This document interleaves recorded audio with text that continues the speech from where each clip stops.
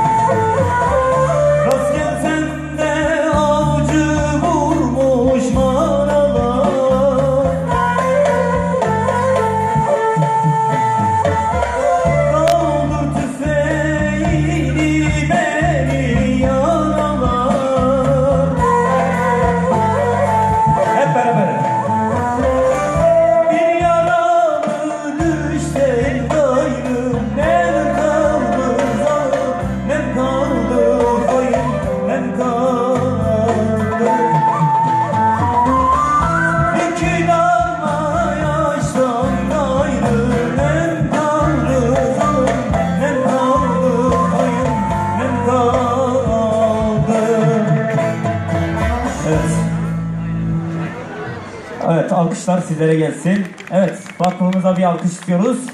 Ve burada da bir Erzurum var. Oradaki Erzurumlarımızda Erzurum Beyoğlu Derneği'ne de bir alkış istiyoruz. Sizlere de alkış olsun. Hepinize selam olsun. Yalan emiş yapıyoruz. Sonra ufak bir hala yapacağız.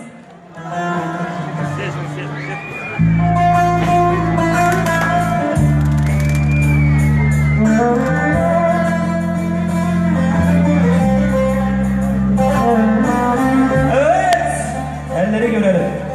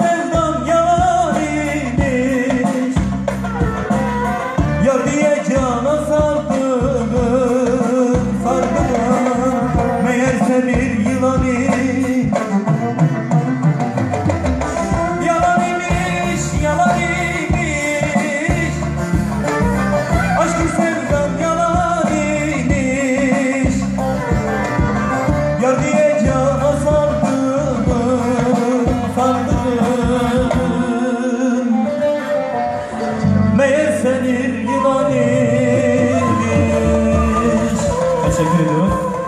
Aramızda çok kıymetli değerli sanatçılarımız var. O yüzden hiç haka geçmeyelim, girmeyelim değil mi sevgili dostum?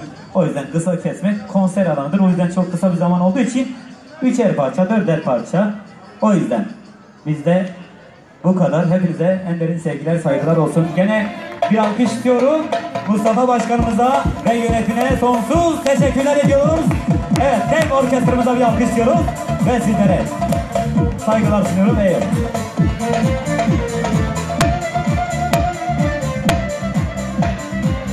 Halis Toprağı alkışlarımızla uğurluyoruz.